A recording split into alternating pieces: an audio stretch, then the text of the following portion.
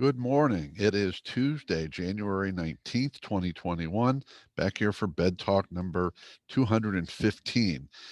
You might think that I'm overdressed. I'm actually sitting outside. It's a beautiful evening, and I decided to do this outside. And it's not cold for you folks up north, but it's chilly for us Floridians.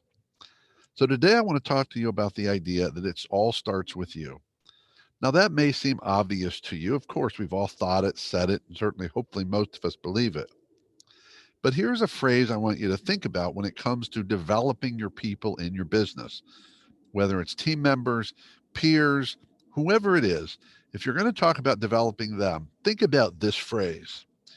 You have to be willing to develop yourself before you ask your people to develop for you. Let me say that again. You have to be willing to develop yourself before you ask your people to develop for you.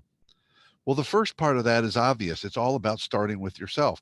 We need to be models. You can't expect your people to grow and develop and improve if you're not willing to. And if you're not in an intentional state of development, frankly, it's pretty easy for them to say, why should I? Now, if you want to be default in your leadership, then you can say, well, I'm already fully developed and they shouldn't worry about what I do. They should just focus on what they need to do. Well, for whom? For you, for the organization, for the team? It's great if people want to develop on their own, but what's getting in the way of a lot of development efforts is the fact that leadership is not developing themselves.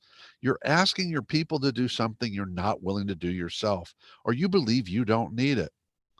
Now, I guess we could get into a nuance here. Why wouldn't people want to develop themselves? Well, maybe they don't see, frankly, what's in it for them. Maybe they don't see the development you're offering them as really fitting for them or really adding value to them as a human being, as a leader, as a manager, even as a contributor. You and leadership or your group of leaders decided what's best for everyone else. Your people often are never even a part of that. So part of this is asking them to find out what they want in terms of leadership and development and growth opportunities. But whatever you land on, remember this.